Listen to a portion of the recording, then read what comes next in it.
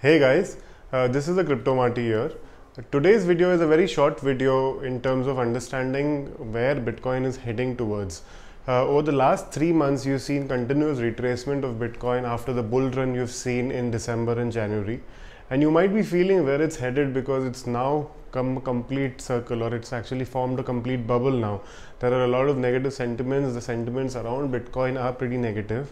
So this is not a video I have made. This is a video which CNBC's captured, and I think it actually covers the gist of why and how we should be holding on to Bitcoin. So I think it's imperative that all of you see and take your own, make your own judgment on how Bitcoin should be in terms of a hold value.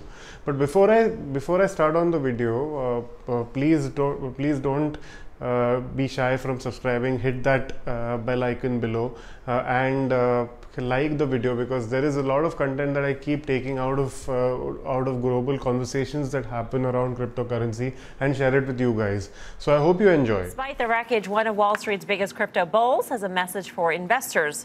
Keep calm and hodl on. Tom Lee of Fundstrat joins us now. Tom, great to have you with us. Yeah, thanks for having me. You know, when we put out there on Twitter that you were going to come on, we got a little bit of flack out there because you just come on and say, buy Bitcoin, keep holding, or hodling, whatever you want to call it. But your premise of buying it and holding it is backed up, you say, by numbers, by data. Yes. So it's a simple exercise. You know, people have done it for equities for a long time. But if you take out the 10 best days for Bitcoin every year based on percentage change, Bitcoin's fallen 25% a year. So in other words, the gains in Bitcoin occur in a very short number of days. And even last year, for instance, if you exclude the 10 best days, Bitcoin was only up 200%. So in other words, that whole 1,600% move was actually concentrated in a handful of days. How confident are you that historical data holds for an asset like Bitcoin when the liquidity has changed so dramatically over the course of this many years? And I mean, it's a fair question. You know, this idea of avoiding market timing, really, that's why you want to make sure you capture the 10 best days, is really worked in a lot of liquid markets for years, right? For S&P, it's really been since 1954. And in Bitcoin, there's consistency. So it's not as if when you look at the history of Bitcoin that there's a few years where this is the case. It's really occurred in every single year. But Tom, if I was holding an S&P, a Spider, or something, I want to not miss. I want to just be there for the ride. I think one of the concerns here is that Bitcoin, you know, even if you're in those days, you have to believe you're going to have those days again. Obviously, there's still a very existential question about Bitcoin's viability. Maybe not crypto as an asset class, but is Bitcoin the player? I mean, we don't know that, and that's for guys that are in this asset. This pain is something that says, by staying in it, I could be in the 10 worst days of 2018 and be much worse off. Yeah. Well, I mean, the mood in crypto is terrible right now. So, I mean, I think long-term holders are worried because they have big gains and they're worried about falling prices. But Bitcoin is a great store value. It works really well. It's kind of boring because it's not like the latest and most exciting project.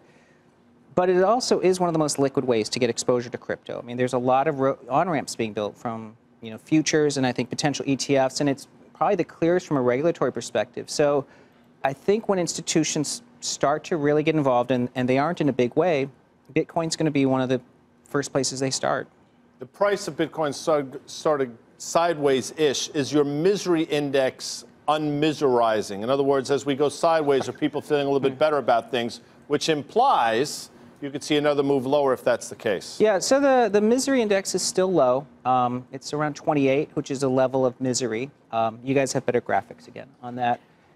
So I don't think anyone who owns crypto should feel confident. But, you know, we still think Bitcoin's in a bull market. So I don't think we have the conditions that took place in 2014, which was a huge liquidity shock, right? I mean, you had the largest exchange announce a massive hack. I mean, that's not the type of seismic event taking place in crypto today.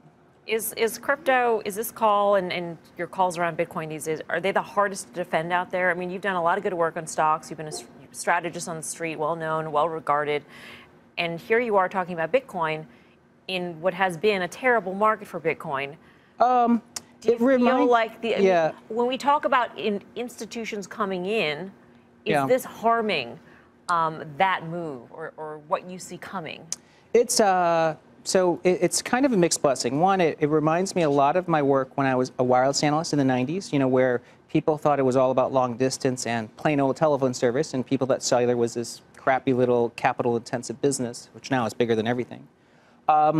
But you know, we're doing a lot of calls and meetings with traditional managers. They're taking this chance for while Bitcoin's consolidating, and they're seeing the case for it as a real store value, and there's real plumbing being built to get educated. So I think this is actually great timing because it doesn't force investors to jump in and then learn later. It's giving a chance to really study this. So as bad as it feels now, I think it's actually the kind of environment you want. Last quick question, right here, right now. Fresh money into Bitcoin or the S&P 500? If it's between now and year end, yes, it's easily Bitcoin. But we are bullish on equities. It's just I think Bitcoin has a lot more upside. Okay. Tom, good to see you. Thank you. Great. Tom Thanks, Lee. guys. So hi guys, I'm back again. I hope you liked what was communicated in the video. See, whenever you actually invest in an asset class as raw as say cryptocurrency, you have to give it a little time for it to increase over value.